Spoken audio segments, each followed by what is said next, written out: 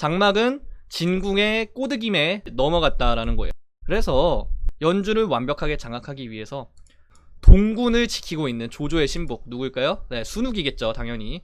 순욱에게 자기 부하 유익을 보내서 이렇게 말을 해요. 여포를 조조의 지원군으로 내가 뽑아서 보낼 테니까 마땅히 식량과 군사를 지원해 주시면 좋겠습니다. 이렇게 말을 한 거예요. 근데 순욱이 이거를 보고 당연히 속아 넘어갈까요? 네, 당연히 안 속아 넘어가죠. 이거 걸려들 사람 아닙니다. 아, 이거 장막 이 양반이 반란 일으켰구나, 올 것이 맞다, 이렇게 생각을 하고 바로 초동 대처에 들어갑니다.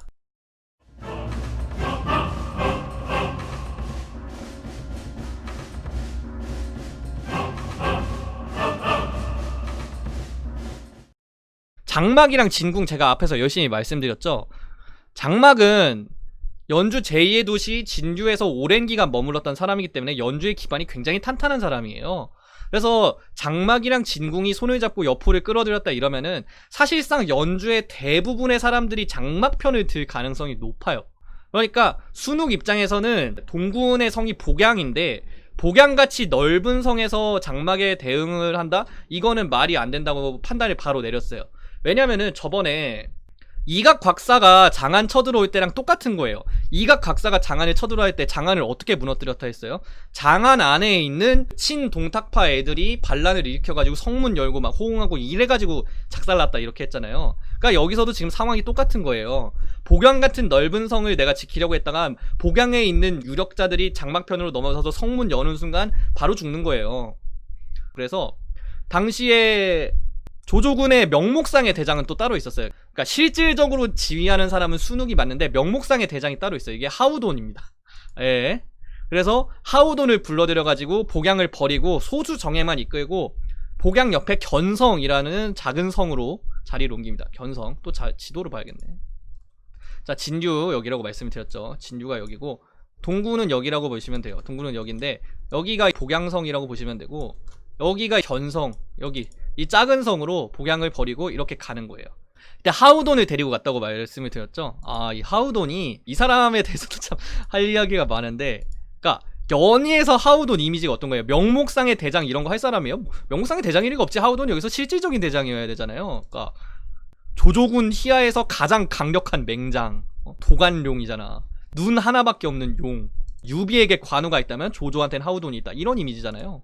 근데 뭐 아실 분들은 아실 거예요. 정사상의 하우돈이 싸움 못하는 사람이었다 이런 거 알려져 있잖아요. 예. 그래서 하우돈이 어떤 사람이냐, 약간 동탁의 안티테제 이런 사람이라고 보시면 돼요. 왜 안티테제라고 표현을 하냐면은 능력 자체가 동탁이랑 좀 비슷한 사람이라고 보시면 돼요. 그러니까 개인의 무력이 굉장히 뛰어나요. 막 어렸을 때, 그러니까 14살의 나이에 자신을 가르치던 스승이 있었는데 스승이 어떤 치욕적인 일을 당하자 14살의 제자였던 하우돈이 뛰쳐나가가지고 목을 쳐버렸다, 약간 이런 기록이 있어요.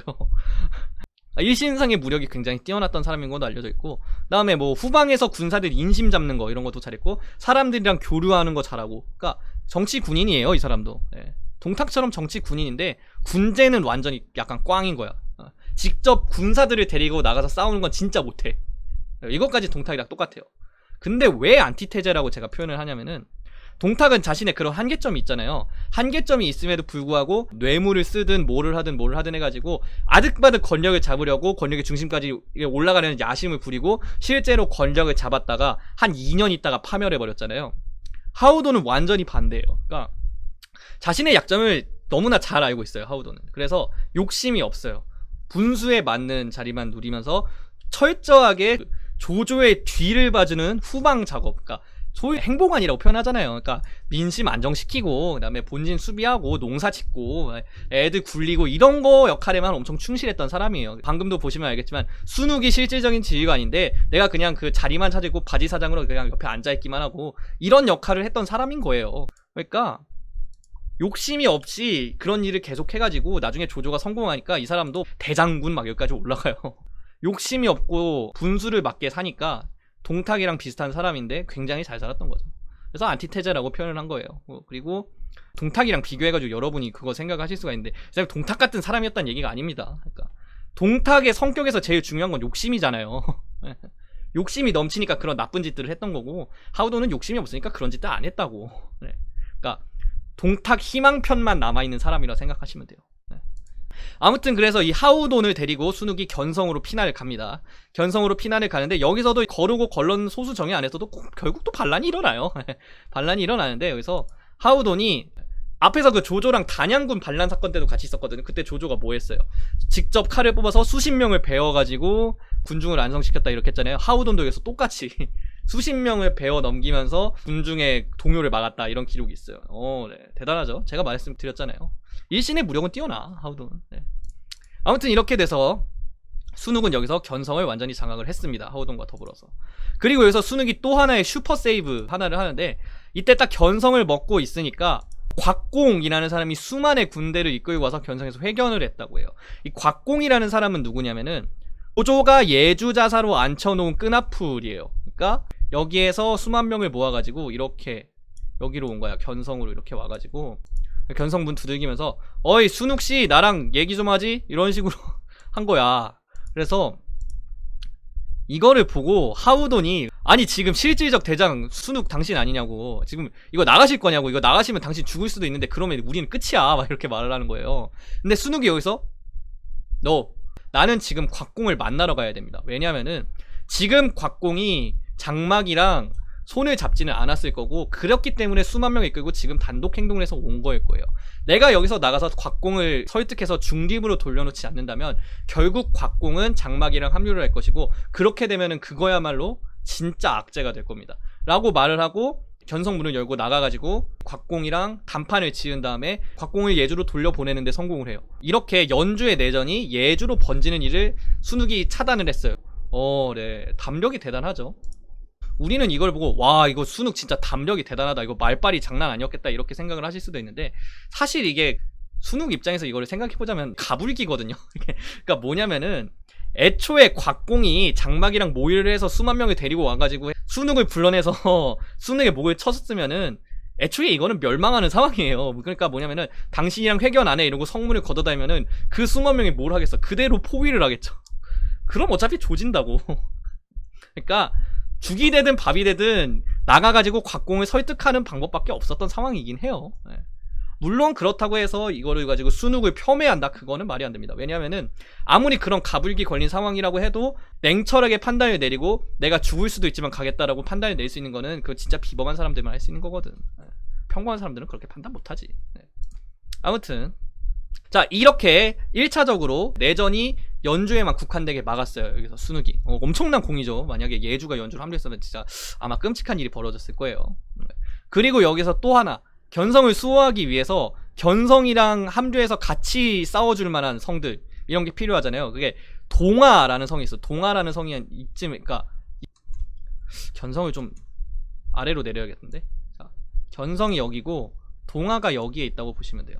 자, 그래서 동아라는 곳을 차지하기 위해서 또 사람을 파견합니다. 이때 조조군 안에서 마침 동아 출신의 50대의 굉장히 명망이 높은 노장 하나가 있어서 이 사람을 보내가지고 동아를 확보하라고 시켜요. 이 사람이 정립이라는 사람인데 이 정립의 활약이 굉장히 눈부십니다. 이 사람이 동아로 가는 길에 여기에 범이라는 현이 있거든요. 범현이라는 곳이 있는데 이 사람이 동아로 가는 길에 범현을 먼저 들러요. 그래서 뭘 하냐면은 여기에 근윤이라는 사람이 현령이었는데 이 사람한테 또 말빨 오지게 털어가지고 야 너 진짜 지금 진궁이 반란 일으키고 이러고 있는데 너 진짜 조조 코인을 떡락할 때 타야 돼. 이렇게 구슬려가지고 범현의 현령 근윤이 이거에 넘어가가지고 당시에 범현에 와가지고 범현을 접수하려고 했던 진궁의 수하장수인 범의라고 하는데 이 의자가 사람 이름에 쓰면 억자예요. 범억이라는 사람을 바로 암살을 해서 칼찌에서 죽여버리고 바로 진궁한테 반란을 일으킵니다. 그래서 범현을 확보하고 동아로 돌아가서 동아도 확보하고, 그러니까 두 개가 공조하게 하려는 게 순욱의 목적이었는데 정립은 여기에서 이렇게 세 개가 공조하게 만들어버렸어요. 거기다가 황하의 지루가 이렇게 흐르는데 여기에 창정이라는 곳이 있어요.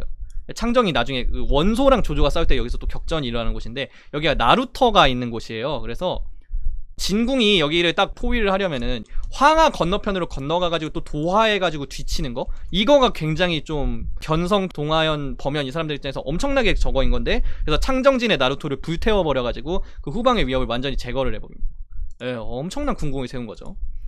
이 사람이 없었다면 아마 거의 견성을 지키는 게 불가능했을 거예요. 조조가 돌아올 때까지. 그래서 이 혁혁한 공을 세운 정립에게 조조가 돌아와서 내가 진짜 정립 당신이 없었다면은 내가 돌아올 곳이 없었을 겁니다. 이렇게까지 칭찬을 할 정도로 굉장히 대단한 공을 세웠습니다. 자, 이렇게 활약을 한 사람인데 왜 우리가 이 사람의 이름을 모를까요? 정립? 이 사람 누구지? 모르는 사람인데? 그러니까 전혀 들어본 이름이 없죠. 자, 이 사람이 누구냐? 그러니까 정립이 조조 옆에서 칭찬을 받고 있으니까 순욱이 와가지고 딱 한마디를 거들어요. 아, 이 사람이 제가 이제 크게 될 사람인 걸 알았습니다.